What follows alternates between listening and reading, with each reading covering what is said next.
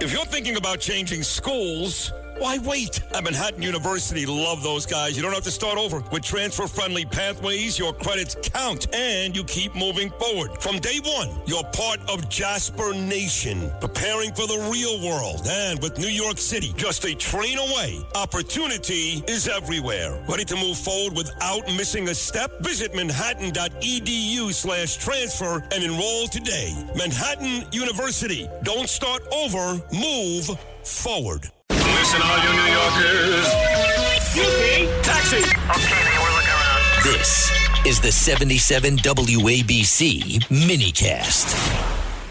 Back here on Sid and Friends in the Morning. So this is Super Bowl week. I've been talking about the Super Bowl all week. It's fine. You're not going to sell me Sam Darnold. Great story, drafted by the Jets. We thought he was finished. He'd never be good. If I would have told you 5 years ago he would get to a Super Bowl before Josh Allen, you would have said I was nuts. So great story, okay? But Sam Darnold, all right. And Drake May, he's going to be great, no doubt about it, but he's a second-year quarterback. In other words, there's no Tom Brady, there's no Pat Mahomes, there's no Jalen Hurts. Some people like that. I think it makes the game different, but at the same time, not buying it. Then you get the halftime show, which is dreadful. Bad Bunny, hates America, hates President Trump. I hate him. Then you get Green Day, they're the same thing. So I want to be more excited about Sunday night, but I'm not. But with that said, I will tell you that my career, which of course is still predominantly sports, I've only been doing this for 10 years out of 27. A lot of these Super Bowl weeks I spent in different venues around the country with my dear friend, former partner, and brother. You guys don't know him. You all love when he comes on. My guy, Scott Kaplan. Many, many great times, many cities, many big games. In fact, the first time I started working with Scott, I did not go to the game, but the first year was Brett Favre and the Packers. Ready for this? Taking on Bill Parcells and the Patriots. I didn't make it to New Orleans that year. My first Super Bowl with Scott on the road was the following year in San Diego, Packers and Broncos. But that's how long this relationship goes back. So Super Bowl week will always be special with Cap. And he's live on Radio Row all week on his amazing show in California. So with that said, here he is, the great Scott Kaplan. Scotty, good morning. How are you, pal? Sydney, good morning. And let me tell you something, man. I miss you. You're so right. We had so many great times. Including, I'm trying to remember, it was a few years ago, I think we were in Houston. Does that sound right? Where we were sitting together on Radio Row, and before I knew it, the two of us were sitting here bawling our eyes out. Yeah. Professing our love for each other. It wasn't Houston. I think the last time I did a Super Bowl with you was, I think, Indianapolis. And that was... Maybe it was Indianapolis. Yeah. The Giants beat the Patriots, and the second time, Eli Manning. And it was particularly wild that week because I had just arrived there, and I was still doing sports, of course, in South Florida, but I was still considered a New York guy. And you know what happened that day? That day, the Knickerbockers traded Porzingis to Dallas. And everybody on Radio Row wanted to talk to me about the Knick trade rather than the actual Super Bowl. That was my first day. But then, yes. Oh, my God. That's so funny because you know what happened last year? Exactly the same thing happened to me. So I show up on Radio Row, and what happens? The Mavericks trade Luka Doncic to the Lakers for Anthony Davis. And I'm telling you, the first part of the week was everybody buzzing about this crazy-ass trade that no one would ever believe anybody would have ever been willing to do.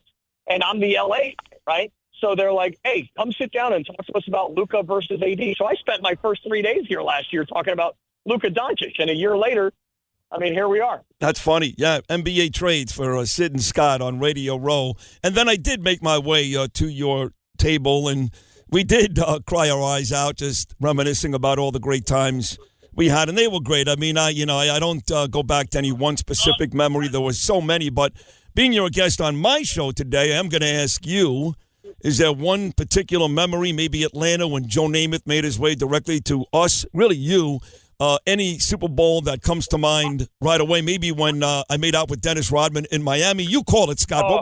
What was your favorite memory? Oh, my God. Okay. I'm going to tell you, I think we're in Atlanta.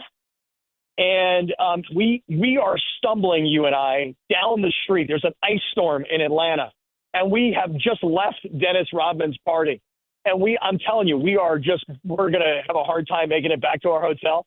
And we're slipping and sliding all over the street.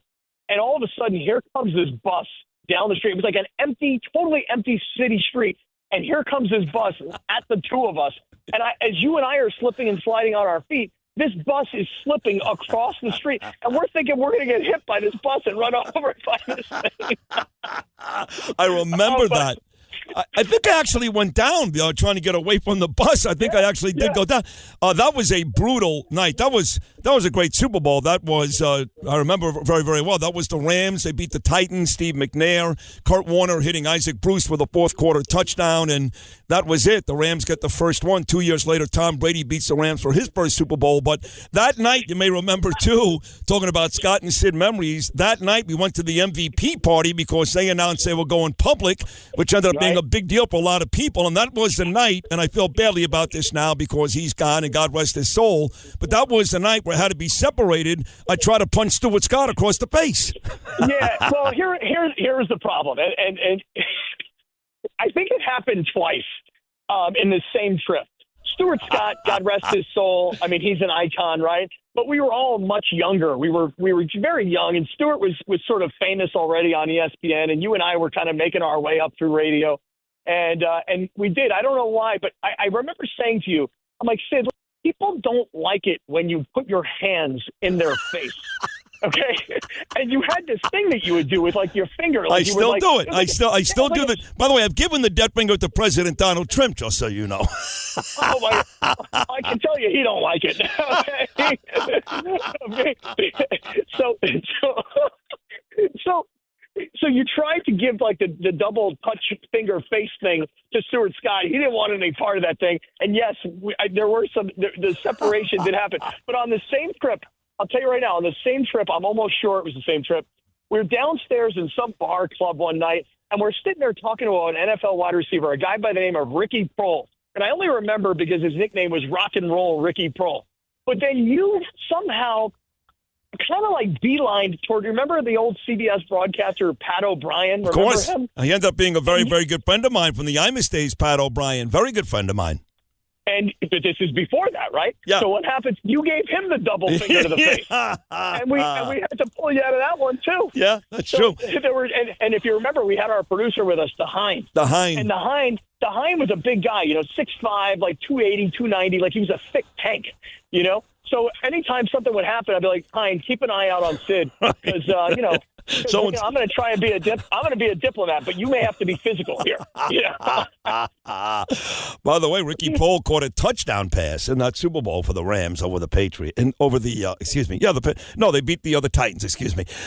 This is Scott Kaplan out there in Los Angeles. He's actually in San Francisco. Of course, we're getting set for the Seahawks and Patriots coming up on Sunday. That was just a taste, folks, of all the good times, and we met some incredible people. Scott and I, we made some really fantastic relationships with the biggest people in sports, the biggest people in news, and that catapulted both of us to where we are today. Him doing a tremendous job on the West Coast and me here East Coast. Let me get to the game. As I introduced you, it's not really doing it for me. I know Darnold, good story. Drake May, second year. I really did think before the year even started that Vrabel and May would have a special year. Not all that surprised, but this one, Seahawks, Patriots, I'll watch until halftime, but not exactly bringing me in. How do you feel about this game? Well, so you got to understand, Sid, first and foremost, my radio station, ESPN Los Angeles, we have a business partnership with the Rams. We're the home of the Rams. So, we really lived the Rams from the draft last year, which was really awesome. They had it in a California fire department hangar where they have helicopters and planes that put out wildfires. So the Rams do a phenomenal job of like being community centric. So from the draft last year to then, how it goes. We're broadcasting from training camp, and I've got Sean McVay on the show and Puka Nacua and Devontae Adams. And so, you get to know these guys. And then, Sid, I'll take it to the next level. My old college roommate, Alex Van Pelt, he was a coach on the Rams staff this past year after being fired by the Patriots the year before as their offensive coordinator. So I was much more invested in the Rams this year. So it was a big letdown when the Rams lost the game to Seattle. But on the other hand, I'll say this. you know, if you're looking for storylines to try and get you in, and I don't necessarily need to be the salesperson for the Super Bowl, but Sam Darnold's an amazing story. And I know a lot of New York fans will look at this and go, how the hell did Sam Darnold get to a Super Bowl, particularly in year one of free agency and getting to Seattle? Because think about it. Had Sam Darnold gone to Minnesota, which is what he did, and had the plan been what they thought it was going to be, which was start J.J. McCarthy and have an insurance policy, have a veteran quarterback behind him, if McCarthy doesn't get hurt, Sam Darnold's not here in the Super Bowl today. Sam Darnold played for the Minnesota Vikings last year and went 14-3 in the regular season because J.J. McCarthy got hurt, and he was who was there. So Sam Darnold really took his career to the next level last year, and the Minnesota Vikings fans are much more embarrassed than the Jets fans because the Vikings fans are like, we just let this guy walk out the door. Yeah. If you're thinking about changing schools, why wait? At Manhattan University, love those guys. You don't have to start over. With transfer-friendly pathways, your credits count, and you keep moving forward. From day one, you're part of Jasper Nation, preparing for the real world. And with New York City just a train away, opportunity is everywhere. Ready to move forward without missing a step? Visit manhattan.edu/transfer and enroll today. Manhattan University. Don't start over, move forward.